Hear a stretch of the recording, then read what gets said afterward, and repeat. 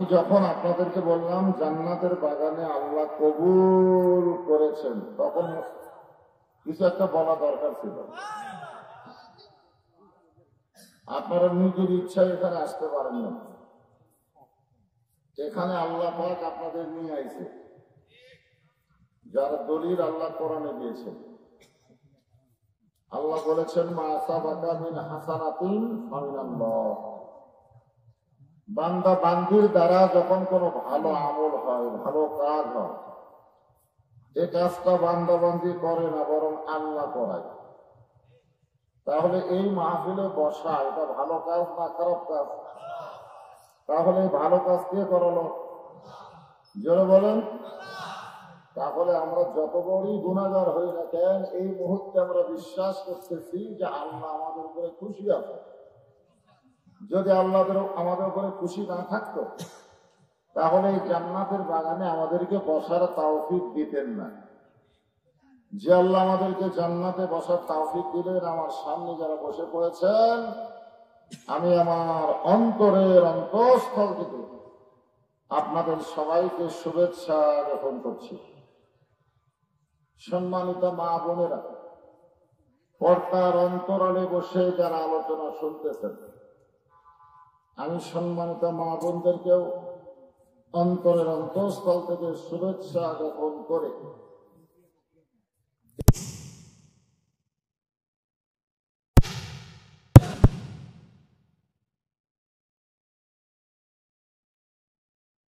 যে আল্লাহ শারীরিক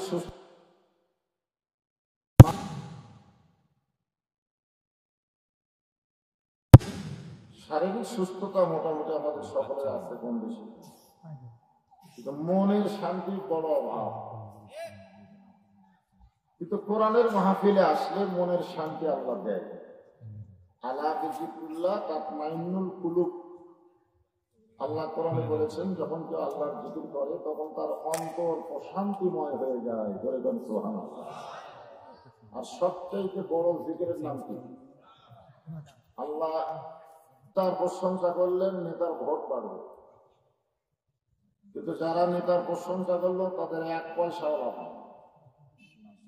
ডাক্তারের প্রশংসা করেন, ডাক্তার রোগী বেড়ে যাবে, কিন্তু যারা প্রশংসা করলাম তাদের কোনো লাভ হলো না। কেবলমাত্র শুধুমাত্র একজন, তিনি হলেন আমাদের আল্লাহ। যার প্রশংসা করলে আল্লাহর কোন লাভ নেই। আমরা যদি সারা জীবন প্রশংসা আল্লাহর করি, আল্লাহর লাভ নাই। যদি আমরা কোনোদিন আল্লাহর প্রশংসা না করি, আল্লাহর কোনো ক্ষতিও, কারণ আল্লাহ আল্লাহ। যেরকম ঠিক কিনা?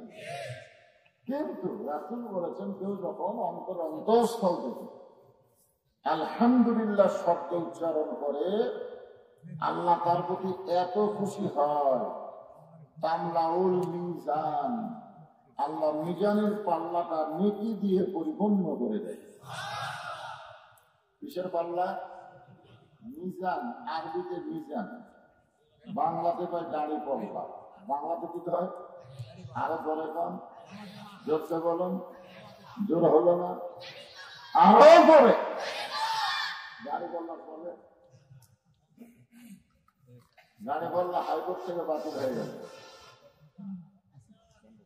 এই জন্য মিজান চলবে নাকি? বাংলাদেশের হাইকোর্ট থেকে দাড়ি পাল্লা বাতিল হলেও আল্লাহর কোরআন থেকে মিজান কোনোদিন কেউ বাতিল করতে পারবে না। সূরা রহমানে আল্লাহ কি বলেছেন? ওয়াল ওয়াজনা বিল কিসতি ওয়ালা তুখসিরুল মিজান। তো আমরা আল্লাহর প্রশংসা এই কারণেই সবসময় করব যে আল্লাহ তাআলা আমাদেরকে দয়া করে, রহম করে মুসলমানের ঘরে কবুল করেছেন। মনে হয় বেজার আছেন। আল্লাহ কোরআনে বললেন, وَمَن يَبْتَغِي غَيْرَ الْإِسْلَامِ دِينًا فَلَن يُقْبَلَ مِنْهُ। ইসলাম ছাড়া অন্য কোন ধর্ম কেউ যদি গ্রহণ করে, বাংলাদেশে বহু ধর্ম আছে না নাই? হিন্দু, বৌদ্ধ, খ্রিস্টান। যেগুলো ধর্ম আছে পৃথিবীতে ইসলাম ছাড়া, গয়রাল ইসলাম মানে ইসলাম ছাড়া দীনান যদি কেউ গ্রহণ করে, আল্লাহ বলেছেন লা ইকবালা মিনহু, সেইটা কবুল করা হবে না। তার মানে বোঝা গেল আল্লাহর কাছে কবুলযোগ্য একমাত্র ধর্মের নাম কি? আর সেই ইসলামের ভিতরে আল্লাহ আমাদের কবুল করেছে। আমাদের খুশি হওয়ার দরকার আছে না নাই? আল্লাহ ইচ্ছা করলেন আমাদেরকে হিন্দুর ঘরে, বৌদ্ধের ঘরে, খ্রিস্টানের ঘরে পাঠাবার পারতেন। ইচ্ছা কার?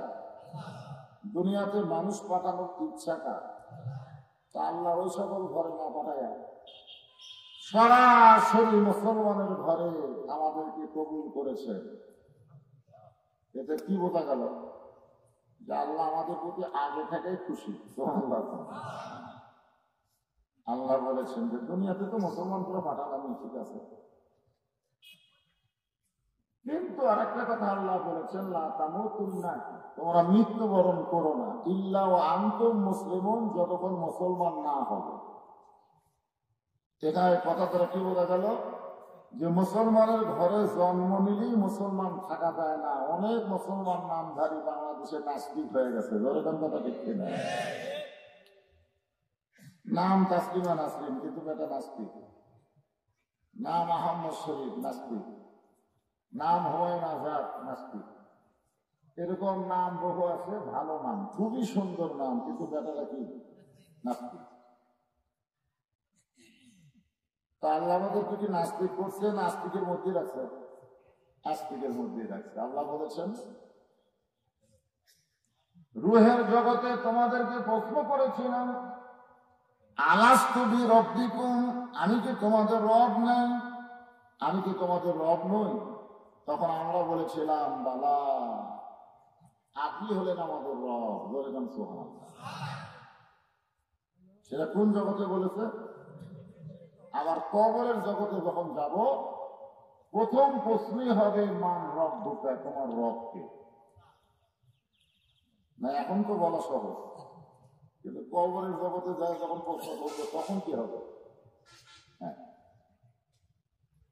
কবরের জগতে 1 নম্বর প্রশ্নের উত্তর যারা দিবার পারবে, বাকি 2টা প্রশ্নের উত্তর দেওয়া আল্লাহ তার জন্য সহজ করে দিবে।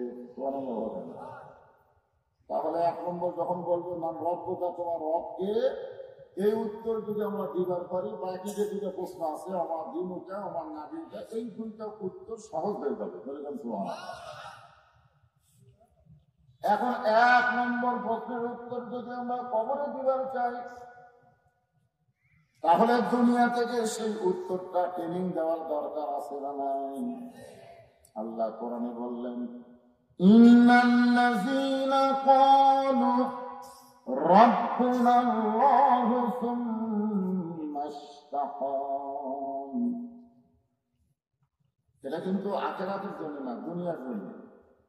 নিশ্চয় যারা আমাকে রব বলে স্বীকার করলো, আল্লাহ বলে স্বীকার করলো, শুধু স্বীকার করলো না, এর প্রতি যারা অটল থাকলো, ইস্তেকাম থাকলো, কবরের জগতে তাদের 1 নম্বর প্রশ্নের উত্তর তাদেরকে দেওয়া লাগবে না, তাদের পক্ষ থেকে আল্লাহ দিয়ে দিবে।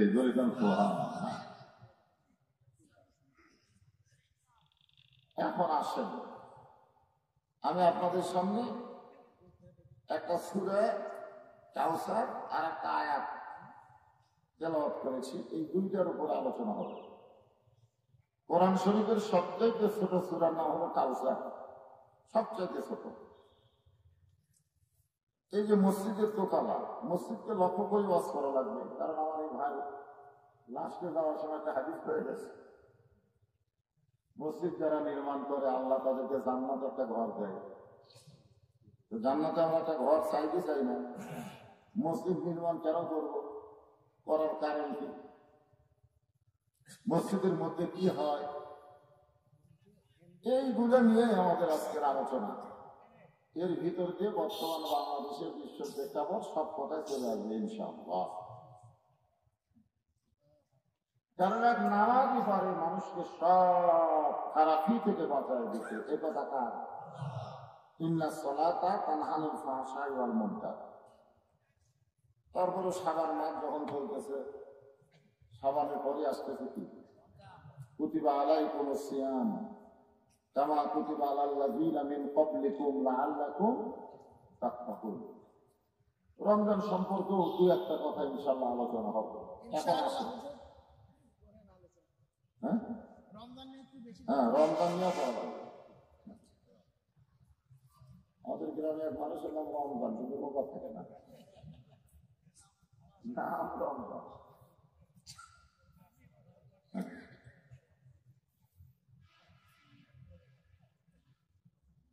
আল্লাহ তাআলা এই ছোট্ট সূরা কাউসারে প্রথমে বলতেছেন ইন্না আতাইনাকা কাউসার, নিশ্চয় আপনাকে কাউসার দান করা হলো।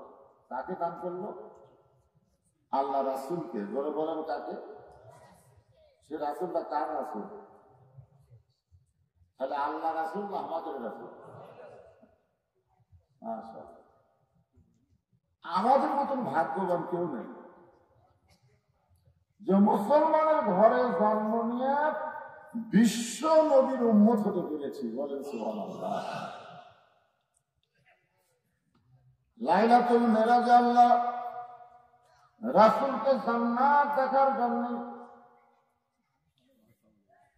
অনুরোধ করলেন, ইয়া রাসূলুল্লাহ, আপনার উম্মতের জন্য যে জান্নাত তৈরি করেছি তার জন্য ফাদখুলি ফি ইবাদি ওয়াদখুলি জান্নাতি।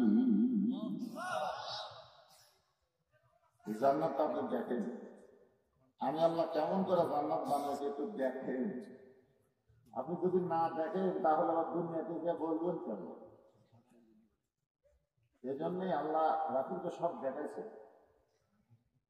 দেখা বলা আর না দেখে বলা কম বেশি আছে না? না, আল্লাহ রাসূল জান্নাত দেখতে ঢুকলেন। জান্নাতের নাজ নিয়ামত দেখার পর রাসূল আশ্চর্য হয়ে বললেন, এত সুন্দর জান্নাত! ফেরেশতা জিবরাইল বললেন, ইয়া রাসূলুল্লাহ, আপনি যদি জান্নাত থেকে বের না হন, আল্লাহ আপনাকে জান্নাত থেকে বার করে দিবে না। কারণ জান্নাতের দরজায় লেখা আছে সালামুন আলাইকুম তিবতুম ফাদখুলুহা খালিদিন।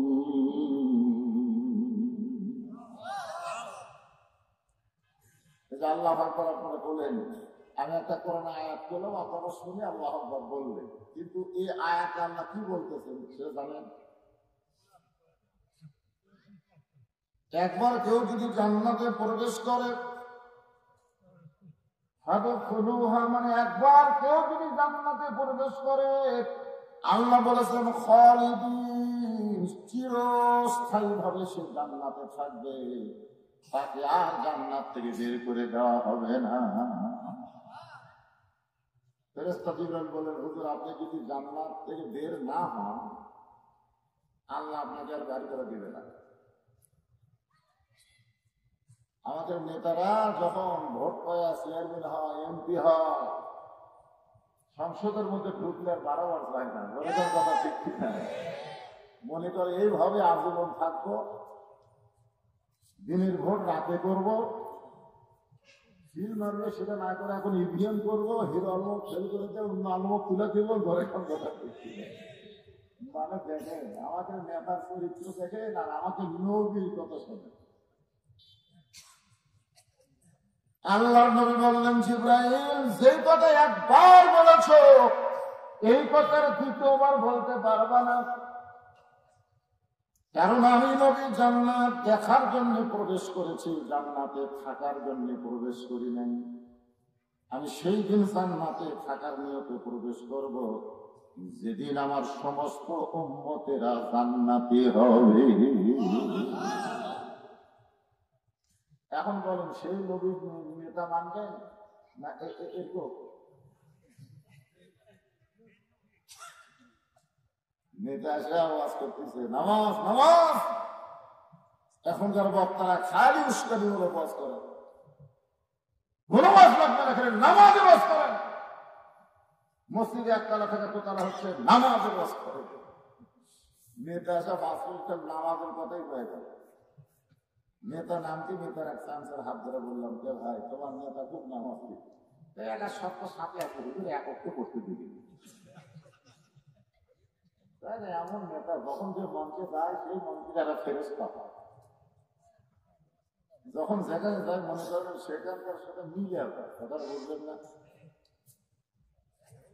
একটু মনোযোগ দিয়ে শুনবেন। এমন একজন নবী পাইছি যে নবী জান্নাতে যাওয়ার পরও আমাদের কথা ভোলে না।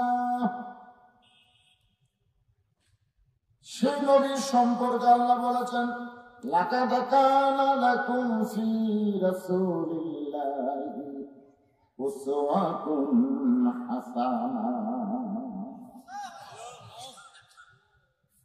আমাদের সেই নবীকে আল্লাহ কালচার দিয়েছে, আমাদের আর কোনো টেনশন আছে?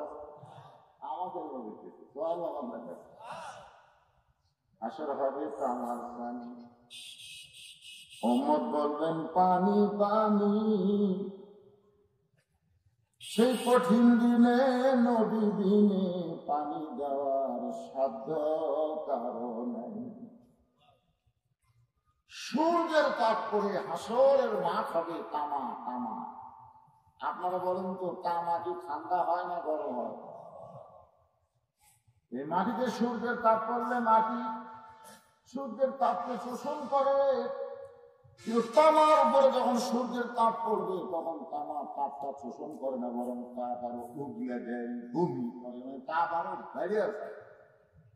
তখন কি বলা হচ্ছে? হাসর হবে তামার ছানি, আমরা বলবো পানি পানি। সেই কঠিন দিনে আমাদের নবী দিনে পানি দেওয়ার সাধ্য কারো নাই। সেই পানি হলো হাউজে কাউসারের পানি। তাফসীর কারো একসঙ্গে বলেছেন, হাউজে কাউসারের এক পেয়ালা পানি পান করে কেউ যদি জাহান্নামের মধ্যেও যায়, আল্লাহ জাহান্নামকেও জান্নাত বানায়া দিবে। তার মানে কি বলা গেল? যে হাউজে কাউসারের পানি যদি কেউ একবার পান করে সে আর জাহান্নামে যাবে না। জাহান্নামে যদি যায় না, না মনে করেন আমাদের একটা সন্দেহ আছে, এই মুসলমানের মধ্যে সবথেকে সন্দেহ বেশি, হিন্দুর মধ্যে কোনো সন্দেহ নেই। একটা হিন্দুকে যদি বলেন মরলে কোথায় যাবা, তার স্বর্গে যাবে। দেখছি স্বর্গ মানে কি? এই স্বর্গ মানে কি? স্বর্গ মানে বেহেশত। একটা হিন্দু বলে মরলে স্বর্গে যাব, আর একটা মুসলমানকে যদি বলা হয় মরলে কোথায় যাবেন, কবরে যাব। আমরা মরলে কবরে যাব, আর হিন্দু বললে স্বর্গে যাবে। অথচ মুসলমান কখনো বিশ্বাস করে বলতে পারে না আমাদের দেহ নামক খাঁচা যাবে কবরে, কিন্তু আমাদের ভিতরে রুহ নামক পাখিটা কবরে থাকবে না। ইল্লিন নামক জান্নাতের বাগানে আল্লাহ জায়গা করে দিবে। তাহলে সুবহানাল্লাহ করলে হবে না। এখন বলবেন আমরা মরলে কোথায় যাবো, সবাই বলবেন জান্নাতে যাবো। বলতে পারবেন না? আমরা মরলে কোথায় যাব? আরো জোরে জোরসে বলেন, জোর হবে না। যারা বলতেছেন না তার মধ্যে সন্দেহ আছে।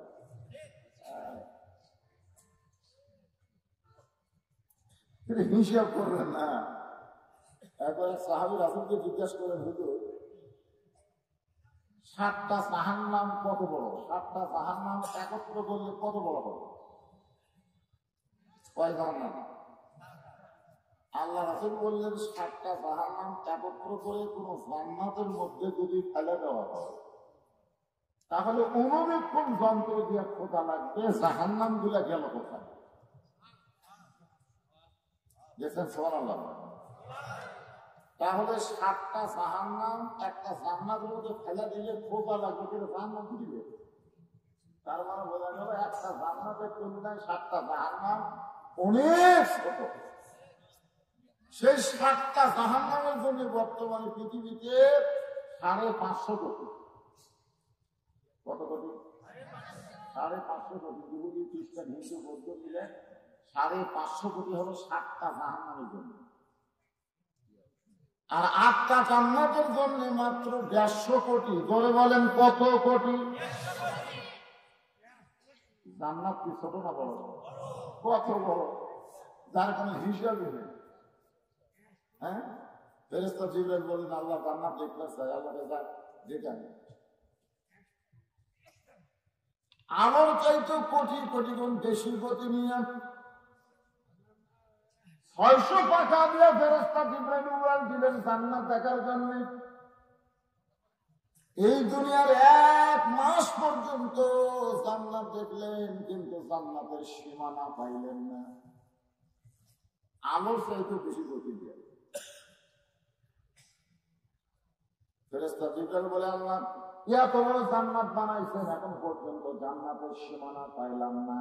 আল্লাহ বলে জিবরাইল জান্নাত যদি হয় 16 আনা, তুমি সবে মাত্র দেখছো তার 1 আনা।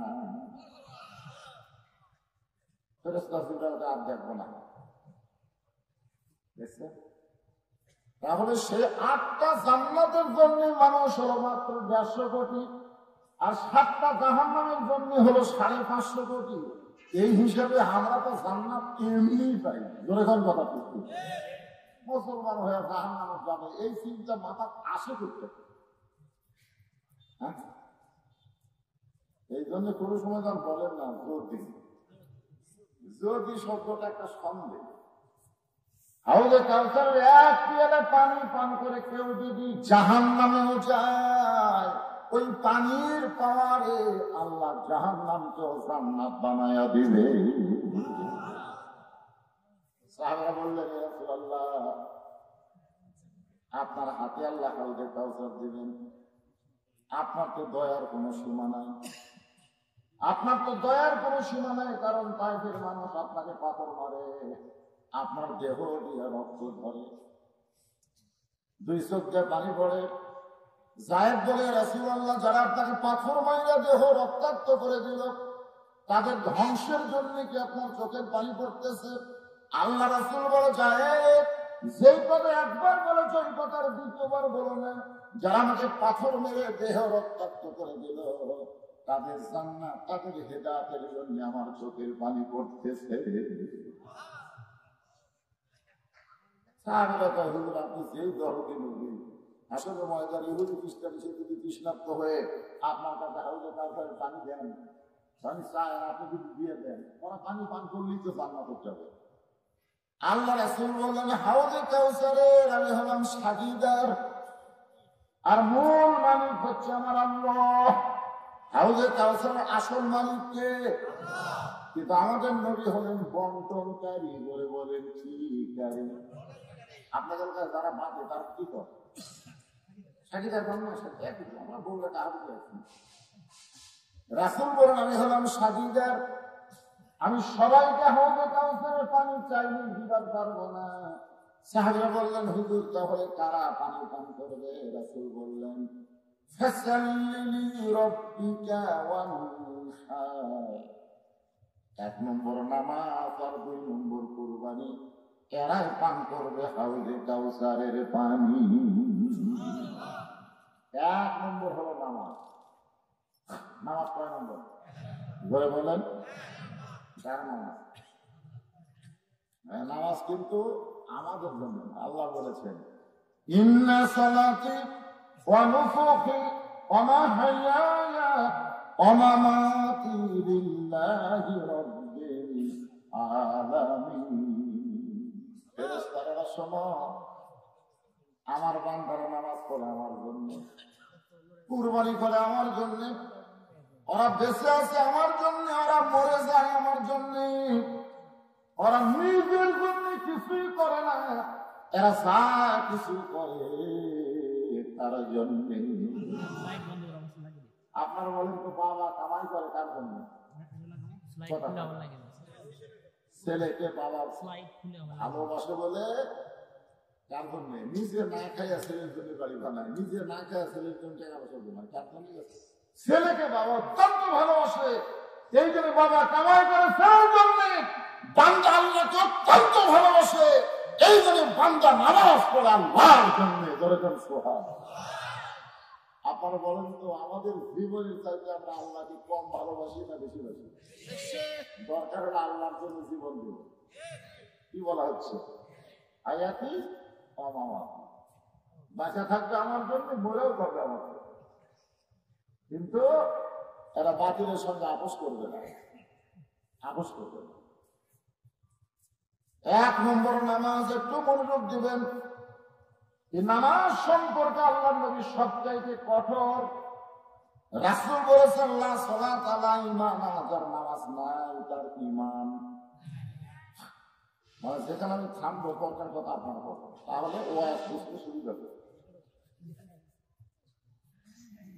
আল্লাহ রাসূল বলেছেন, লা সালাত আলা দীন, যার নামাজ নাই তার ধর্ম। বাইনাল আবদি ওয়াল কুফরি তারকুস সালাত, বান্দার কাফের মধ্যে পৃথক করার জিনিস তার মানে হলো নামাজ। যারা নামাজ পড়বে তারা হবে বান্দা, আর যারা নামাজ পড়বে না তারা হলো কাফের। আল্লাহ রাসূল আরো কঠোর হয়ে বলতেছেন, মান তারাকা সালাতু মুতাম্মিদান ফাকাদ কাফারা, ইচ্ছা করে একটা ওয়াক্ত নামাজ যারা বাদ দিল তারা আল্লাহর সঙ্গে কুফরি করল। কেমন করে ঘুমাও তুমি, ফজর করে কাজা, এমন তো হতে পারে তোমার জোহরে জানাজা। এই যুবকেরা, অধিকাংশ যুবক 3টা পর্যন্ত খেলাটাকে বিষয় হবে, আর খেলা তো শোনার পরে আর নেই না। কোথায় নেই যুবক? যৌবন বয়সী ইবাদত আল্লাহ পছন্দ। এই নামাজ সম্পর্কে রাসূল বলেছেন 7 বছর থেকে আমাদের তালিম দিবে। কিভাবে নিয়ত বান্ধা লাগবে, কিভাবে হাত বান্ধা লাগবে, কিভাবে রুকু করা লাগবে, কিভাবে সিজদা করা লাগবে, কোন নামাজ কয় রাকাত, এই তালিম দিবে 7 বছর বয়স থেকে। আর 10 বছর বয়স থেকে তাকে জোর করে নামাজ ধরাতে হবে। এই নামাজ সম্পর্কে লাস্টে আল্লাহ বলেছেন, ইন্নাস সালাতা তানহা আনিল ফাহশাই ওয়াল মুনকার, একমাত্র নামাজ মানে মানুষকে যাবতীয় খারাপি থেকে, ফাহিশা থেকে বাঁচায় দিতে। বলেন সুবহানাল্লাহ। এখন তারা চিন্তা করতেছে, হুজুর মসজিদে একতলা ভাঙতে 5 বছর লোকই হয় না, কিন্তু আমরা দোকানা করতেছি জুম্মার নামাজের জন্য। বলেন কি নামাজের জন্য? কথা পায় জুম্মার নামাজের জন্য। তা আমরা যারা জুম্মার নামাজ পড়ে আমাদের খবর কি? 5 ওয়াক্ত পড়ে না, খালি জুম্মার নামাজ পড়ে, তাদের খবর আছে। ওই খবর শুনবেন না? আল্লাহ দয়ার কোনো শেষ আছে? লা তাকনাতু মির রাহমাতিল্লাহ, ইন্নাল্লাহা ইয়াগফিরুয যুনুবা জামিআ ইন্নাহু হুয়াল গাফুরুর রহিম। আল্লাহ বলেছেন, আমার রহমত থেকে তোমরা নিরাশ হয়ো না। তোমরা যত পাপ, আমার দয়া তার চাইতে অনেক বেশি। করে কাল সুবহানাল্লাহ। হাসরের ময়দানে আল্লাহ বলবেন, যারা 5 ওয়াক্ত নামাজ পড়ে নাই, শুধু জুমার নামাজ পড়েছ, সবার শেষে এসে আগে গেছো, মানে আসছে সবার শেষে, আমার গেছে সবার আসছে, মানে ওর মতন লেট পার্টি নাই, ওর মতন ফার্স্ট পার্টি নাই, মানে আসবি শেষে যাবে আগে। এই সমস্ত জুমার নামাজীদেরকে আমি আল্লাহ জান্নাত দিয়ে দিলাম। আমি আল্লাহ জান্নাত দিয়ে দিলাম, তোমরা জান্নাত চাও। তখন 5 ওয়াক্ত নামাজীরা চিন্তা করে ধরি, কে রে, আমরা এত কষ্ট করে 5 ওয়াক্ত করলাম, আমাদের কথা আল্লাহ বাদ দিয়ে ফিরে তাহলে জুম্মা পার্টি জান্নাত দিল। এই জুম্মা পার্টিরা জান্নাত পাওয়ার কথা শোনা যায়, খুশি হবে, থাকে কষ্ট করে ফজর গ্রহণ করার দরকার হয়নি, তাহলে জুম্মা মাসি সাথে যায় আগে আসছি, আল্লাহ দয়া করে জান্নাত ধরে চলো যায়। জান্নাতের কাছে গিয়ে দেখবে জান্নাতের দরজা বিশাল একটা তালা, এইরকম একটা তালা ঝুলানো আছে। জুম্মা পার্টি বলতে, আল্লাহ আপনি আমাকে জান্নাত দিলেন, কিন্তু তালা কেন? আল্লাহ বলে, চাবি তোদের কাছে আছে, খুঁজে দেখ, চাবি তোদের কাছে আছে। তখন ওরা খুঁজবি, সব খুঁজবি, খুঁজে দেখবে একটা চাবি আছে, মাশাআল্লাহ চাবি আছে। যে চাবি তালার মধ্যে ঢুকবে ঠিকই কিন্তু ঘুরবি না, তালার মধ্যে চাবি ঢুকছে কিন্তু চাবি ঘোরে না। জুম্মা পাটি বলবে আল্লাহ তালার মধ্যে চাবি ঢুকলো কিন্তু চাবিতে ঘোরে না। আল্লাহ বলে তালার মধ্যে 5টা দাগ আছে, তো চাবির মধ্যেও 5টা দাগ থাকা লাগবে। দাগে দাগে মিল করবে, কুটকুস করে তালা খুলে যাবে। দাগে দাগে মিল করবে, আগে দেখতো তো চাবির মধ্যে দাগ আছে কিনা। আল্লাহ আমার চাবি তো খেয়াল পেলাম, কোনো দাগ নাই। আল্লাহ কয় ফজর, যোহর, আসর, মাগরিব, এশা, এই 5টা দাগ থাকা লাগবে রে। দাগ না থাকলে তো কাম হবে না।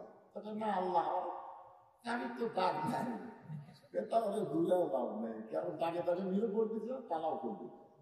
তাহলে আমরা এখন কি করবো? আল্লাহ তোরা জান্নাত দেখে একটারও পাক। যারা জুম্মার নামাজ পড়ে, 5 ওয়াক্ত পড়ে না, এরা জান্নাত দেখতেও পারবে কিন্তু ঢুকতে পারবি। এখন দোতলা বানাচ্ছে,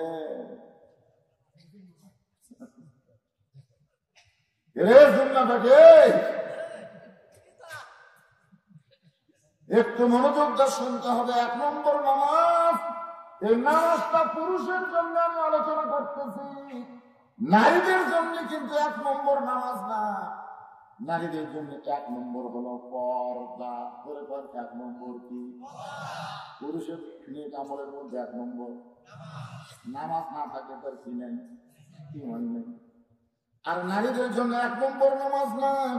আমার মায়েরা যারা পর্দার অন্তরালে বসে আছেন, একটু মনোযোগ দিয়ে শুনতে হবে। আপনারাও বৌদার মা, আমিও বৌদার সন্তান, মনে কষ্ট নেবেন না। আমি নারীদের বিরুদ্ধে কোনো ওয়াজ করি না। পর্দা করে কি? নারীদের যদি পর্দা না থাকে, একটা ইবাদত আল্লাহর দরবারে কবুল হবে। কতগুলো মেয়ে মানুষ দাঁড়ায় আছে দরজায়, কতগুলো মেয়ে মানুষ দরজায় দাঁড়িয়ে আছে। যে বাড়ির দরজায় দাঁড়িয়ে আছে ওই বাড়িটা হলো ফাতেমার বাড়ি। ধরে বলেন কার বাড়ি? যে ফাতেমার সম্পর্কে রাসূল বলেছেন সাইয়্যিদাতুন নিসাই আহলুল জান্নাত, খাতুনে জান্নাত ফাতেমাতুজ যোহরা। আল্লাহ রাসূল বলেছেন, এর রাস্তার দাঁড়া থাকেন কেন ভাইজান? ভিতরে নামেন, নামেন। রাস্তার দাঁড়া থাকা লক্ষণ ভালো, নামেন, ভিতরে নামেন। মুরগির তলে ডিম দিছে 12টা, বাচ্চা হচ্ছে 10টা। এখন চিন্তা করে 12 ডিম দিলাম, 10টার বাচ্চা হলো, ব্যাপার কি? পরে খোঁজটা শুনেছে, বুদ্ধিজীবী কইছে যে 10টা ডিম মুরগির বুকের তলে ছিল, এই 10টা ডিম কুসুম পাবে, আর কুসুম পাওয়ার পরে বাচ্চা হবে। আর এই দুটো একটা সাইড আছে, এই সামিয়ানার নিচে হলো মুরগির বুকের তলের মতো। বলে তার কথা ঠিক না? আর রাস্তাঘাট এগুলো হলো সাইড না। তারপর বলেন তো, ওই যে 2টা ডিম যে বাচ্চা হয়নি, এই 2 ডিম কি সিদ্ধ করে খাওয়া যাবে? ওই 2 ডিম কি ভাজা খাওয়া যাবে? ওই 2 ডিম যেখানে মানুষজন বসে আছে ভাঙা যাবে? খালি গন্ধ। আমি বলবো যেন রাস্তা চলাচলের জায়গা, রাস্তা খারাপ হওয়ার জায়গা না। রাস্তা চলাচল করার জন্য যারা আছে মাঝখানে বসবে। আল্লাহর বান্দার একটু মনোযোগ দিয়ে শোনেন। যেই দরজায় কতগুলো মেয়ে মানুষ দাঁড়িয়ে আছে, আমার মায়েরা আপনাদের পর্দার 10টা মিনিট ওয়াজ করি, তারপর আবার নামাজের ওয়াজ আসবে, তারপরে কুরবানি ওয়াজ হবে, তারপরে রমজান ওয়াজ হবে। আজকে কিন্তু এই ওয়াজের পরে আমার কোনো ওয়াজ নাই। এর আগে যত ওয়াজ করছি এখানে ওয়াজ করে আর এক জায়গায় যাওয়া লাগছে, কিন্তু আজকে আর যাওয়া লাগবে না। ফজর বলতো না, আপনাদের যতক্ষণ বুঝলাম যায় সূরা কাউসার নিয়ে আপনাদের সামনে আলোচনা হবে ভাই। এখন ঘরের দরজা বন্ধ, মেয়েরা দরজায় দাঁড়িয়ে আছে। এমন সময় দেখে দরজার সামনে ছোট্ট একটা বাচ্চা দৌড়াদৌড়ি করতেছে। মেয়েদের মধ্যে একজন ওই বাচ্চাকে ডাক দিলেন, আপনি বাবু, যে কাছে এসে বলে তোমার নাম কি? বলে আমার নাম হলো হুসাইন ইবনে আলী। আমার নাম হলো হুসাইন ইবনে আলী। মেয়েরা বুঝতে পারছে এইটাই তো ফাতেমার সন্তান। মেয়েরা বলতেছে বাবা আমরা তোমার মায়ের সঙ্গে একটু দেখা করবার চাই। তোমার মা হলো জান্নাতি নারীদের নেত্রী, এই জান্নাতি নারীদের নেত্রীর সঙ্গে আমরা একটু দেখা করবার চাই। হোসেন বলতেছে আপনাদের কোনো চিন্তা নেই। এই কথা বলে ঘরের মধ্যে দৌড় মারছে, কারণ ফাতেমা যে ঘরে আছে সেই ঘরটার সামনে ঘর না, সেই ঘরটা হলো অন্দর মহল। করে বলেন কি মহল? ইমাম গাজ্জালী বলেছেন মেয়েরা সব ঘরে থাকতে পারবে না, মেয়েদের একটা ঘর থাকবে, সেই ঘরের নাম হলো অন্দরমহল। অন্দরমহল মানে এমন একটা জায়গা যেখানে পাইকারি হারে মানুষ যাওয়ার পারে না। ইমাম গাজ্জালীকে জিজ্ঞেস করা হলো অন্দরমহল মানে কি? ইমাম গাজ্জালী বললেন কোন মেয়ে মানুষ যখন মারা যায়, ওই মেয়ে মানুষ মরে গেলে যে সকল পুরুষ মানুষ তার লাশটা ধরে কবরের মধ্যে নামাবার পারে, কেবলমাত্র তারাই অন্দরমহলে ঢুকতে পারে। আপনার বলেন একটা মহিলা মারা গেল, আপনার গেলে একটা মহিলা মারা গেল, পাইকারি হারে যাইটাই ধরে কবর নেওয়া পারবে। যদি শাড়ি মরে যায়, দুলা ভাই যদি কয় আমার আদরের শাড়ি মরে গেছে, আমি একটু লাশটা কবর নামাবো, আপনারা কি ফতুয়া দিবেন? কথা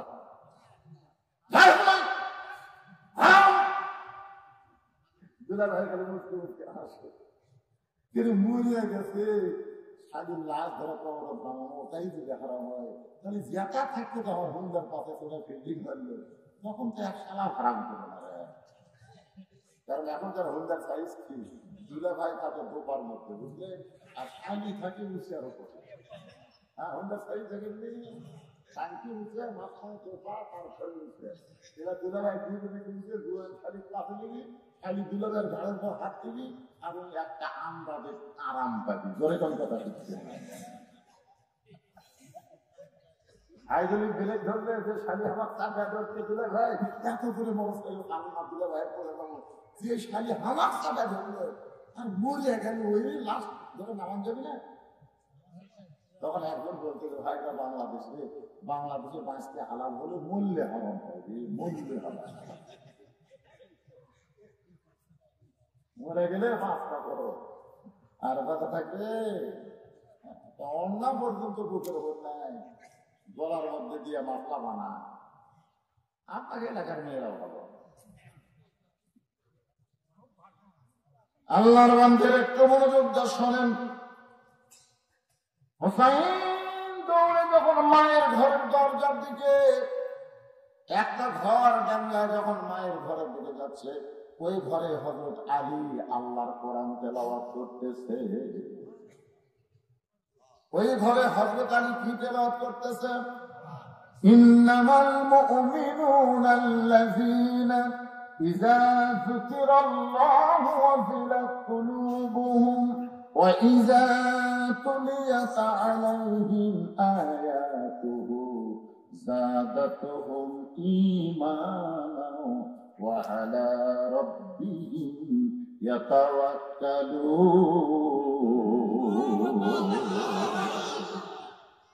আয়াতের মধ্যে আল্লাহ কি বলতেছে বুঝতে পারছেন? হায় হায়, মুমিন কারা? পাইকারি হারে সকলেই মুমিন হতে পারবে না। মুমিনের এক নম্বর বৈশিষ্ট্য হলো তারা যখন আল্লাহর জিকির করবে, এই জিকির করার কারণে তাদের অন্তরের মধ্যে কম্পন সৃষ্টি হবে, আর সেই জিকিরের নাম হলো আল্লাহর কোরআন। মুমিনদের দুই নম্বর বৈশিষ্ট্য হলো এই কোরআন যখন তারা তেলাওয়াত করবে, এই তেলাওয়াতের কারণে আল্লাহ তাদের ঈমান বাড়ায় দিবে। মুমিনদের তিন নম্বর বৈশিষ্ট্য হলো এই কোরআনের সঙ্গে সম্পর্ক রাখার কারণে মুমিন কেবলমাত্র একমাত্র আল্লাহর প্রতি ভরসা করবে, অন্য কারো দিকে মুমিনের খেয়াল থাকবে না। মুমিনের খেয়াল শুধুমাত্র কার দিকে? আরো বড় গান কার দিকে? এখনই আসল না আসছে, এখন মুমিন ওরা তুমি ধান দেখবার কাছে যাবে, পানি আছে, নিশ্চয় পানি নেই, চিন্তা করতেছে আমার জন্য পানি নেই, ওপরে পানি সরবরাহ করতেছে। মুমিন তার দিকে তাকাছে, মুমিন তার দিকে তাকায়, কেউ নেই। আজকে করে বসে হাত দেয় কেটে যে ওই পানি দিয়ে হাত বসে মুমিন। আপনি আমার মধ্যে দিয়ে উঠে তাকাই করছে, আলহামদুলিল্লাহ কেউ দেখে মুমিন, তুমি মুমিন, তুমি চারিদিকে দেখাচ্ছ। আজকে বাংলাদেশের মুসলমান চারিদিকে দেখছে, আল্লাহর দিকে খেয়াল নাই। বলে কোন কথা ঠিক কিনা? আল্লাহর দিকে খেয়াল থাকলে 1300 টাকার গ্যাস হঠাৎ 1800 টাকা হতো না। বলে কোন কথা ঠিক কিনা? আল্লাহর দিকে খেয়াল থাকলে এই হারে জিনিসপত্রের দাম বাড়ত না। মুমিন বাতিলের সঙ্গে আপোষ না করে হকের আন্দোলন করতে। ঘরে কোন কথা ঠিক কিনা? একজন নেতা কাছে 23 সাল দুর্নীতি হবে, চাষ করে গল্প করতেছে নেতার পক্ষে 23 সাল দুর্নীতি হবে। আল্লাহ কি কথা রে বাবা? আল্লাহ বলেছেন ফালিয়াবুদু রাব্ব হাযাল বাইত আল্লাযী আত'আমাহুম মিন জু'ইন ওয়া আমানাহুম মিন খাউফ। ওই ঘরের মালিক, যে ঘর তোমরা দোতলা করতেছে, ওই ঘরের মালিকের তোমরা গোলামি করো, নামাজ পড়ো, তোমার আল্লাহ তোমাকে 2টা পুরস্কার সঙ্গে সঙ্গে দিয়ে দেবে। 1 নম্বর পুরস্কার হলো তোমার রিজিকের কোনো পেরেশানি থাকবে না। 2 নম্বর পুরস্কার হলো যাবতীয় ভয় ভীতি থেকে আল্লাহ তোমাকে পুরাপুরি নিরাপত্তা দিয়ে দিবে। তাহলে দুর্ভিক্ষ দেওয়ার মালিককে, আরো জোরে রিজিক দেওয়ার মালিককে, না গ্যাস, না সরকার? সিরিয়া আর তুরস্ক তো সেই বিল্ডিং বানাতো। কি বিল্ডিং রে! আপনি জানেন, ফাইল করতে করতে এক বিল্ডিং এর গবেষণা, ফাইল করতে করতে 350 গজ নিচ থেকে ভিত তুলছে। 350 গজ নিচ থেকে ভিত তুলে বিল্ডিং করছে। 350 গজ বোঝায় না, নিচ করে বলছে সেই রড দিয়ে খালি সামান্য কয় মিনিট ভূমিকম্প, 5 সেকেন্ড। 5 তলা ঢুকে 1.5 লাখ টাকার খাটে 12,000 কম্বল দাওয়াত দেখলো। আমার ঘড়ি, আমার ঘর, আমার নামাইতে, আল্লাহ নামাইতে 1 সেকেন্ড থাকবে।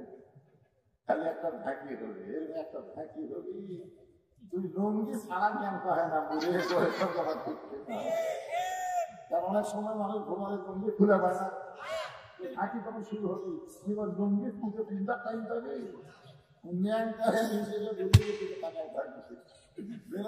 আল্লাহ 9:30 সময় তোলা হওয়ার নামাইতে, আর রাত 3টার সময় ন্যাংটা করে নামাবে। আদৌ বাংলাদেশে ধরা করে আমাদের নামাইতে আল্লাহ পাই জনগণ পারবি না, জনগণ দুর্বল হয়ে গেছে। এখন পর্যন্ত নামাবার গেলে আমার আল্লাহর ভূমিকম্প লাগবে। তোর কথা ঠিক ন্যাংটা হইয়া নামা লাগবে, ন্যাংটা হইয়া। তোরে কোন ঠিক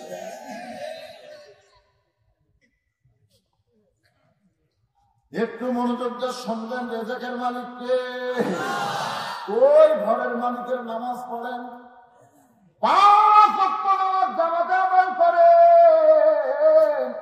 আল্লাহ বলেছেন কোন ক্ষুধা লাগবে না, রেজেকের পেরেশানি তোমার করা লাগবে না, এবং যাবতীয় ভয় ভীতি থেকে আমি আল্লাহ তোমাদেরকে নিরাপত্তা দিয়া দিব।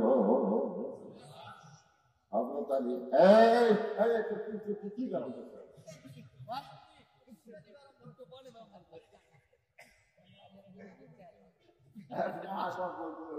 আমার ছেলে খালি কান্দে, একটু পানি পড়াচ্ছে, পানি পড়াচ্ছে। কিছুদিন পরে কান্দা তো থামেনি, তেল পড়াচ্ছে। তারপরে দোয়া দরুদের বরকত নাই, কান্দা থামে না। আমি গেলাম এই দোয়া দিয়ে কান্দা থামিছে, এখন থামে না। 1 মাস পর আর মা করলাম, মা খবর কি, আর কান্দে না। তো কান্দা থামলেও কেমনে, কোন দোয়ায়? তোর বাপ একটা মোবাইল কিনে দিচ্ছে, যখনই কান্দে তখনই গেম দাঁড় করে দিয়ে গেম দেখে আর কান্দে।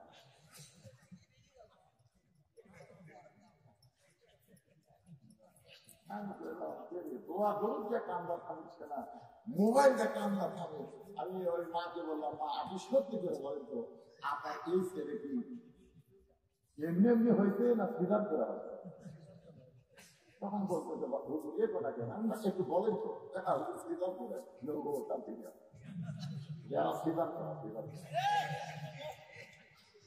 সিদ্ধান্ত করা বাচ্চারা তো 2 দিন পরে হলে 2 দিন পরে কি এমনি দুনিয়াতে আসবে।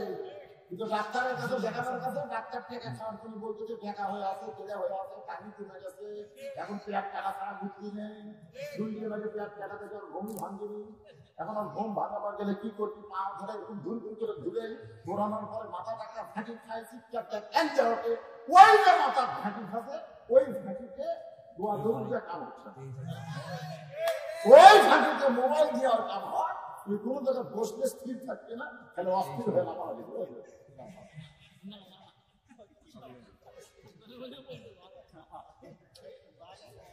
তোরা শুধু খাবার এখন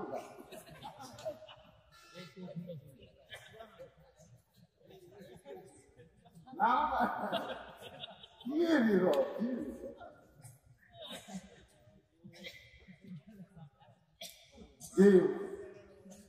কিসে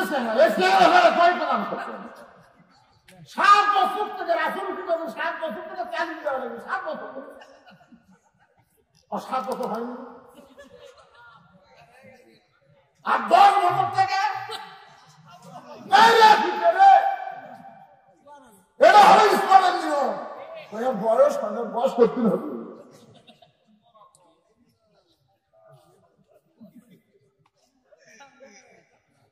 মনে কষ্ট নিয়ে না।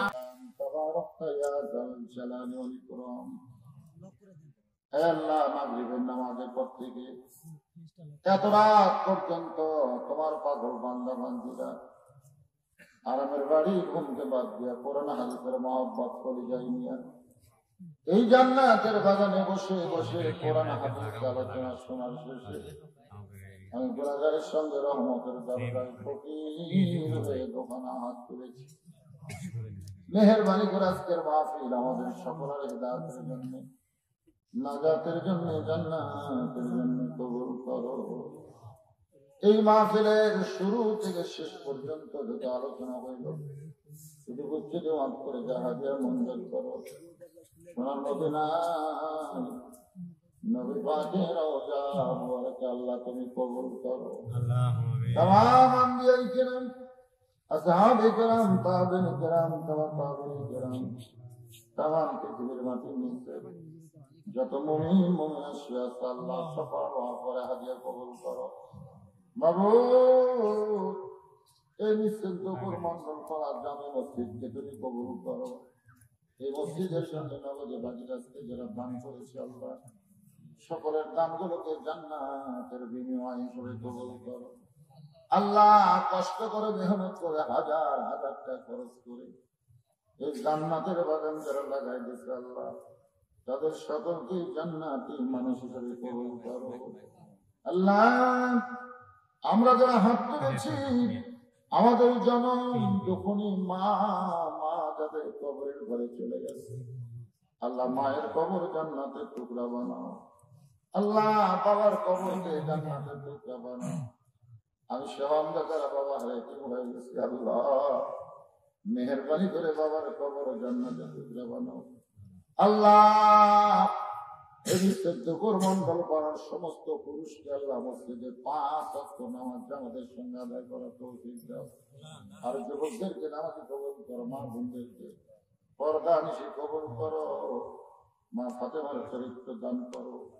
আমি অসুস্থ আমার মতো যারা অসুস্থ হাত তুলেছে আল্লাহ সুস্থতা নিয়ামত দান করো। মসজিদ কমিটির সম্মানিত সভাপতি, মসজিদ কমিটির সহসভাপতি, মসজিদ কমিটির সেক্রেটারি কেশিয়ার, মসজিদের সদস্য, মসজিদের খতিব, মসজিদের ইমাম, মসজিদের মুসল্লি মুয়াজ্জিন আল্লাহ সকলকে তুমি কবুল করো। আলিশাদের কবুল করো, মুরব্বীদের কবুল করো, যুবকদের কবুল করো, কচি কাঁচা বাচ্চাদের কবুল করো, মা বোনদের কবুল করো। গোটা বিশ্বের মুসলমানকে আল্লাহ তুমি কবুল করো। আজকের মাহফিলের সম্মানিত সভাপতি সাহেবকে কবুল করো, সহসভাপতিদের কবুল করো।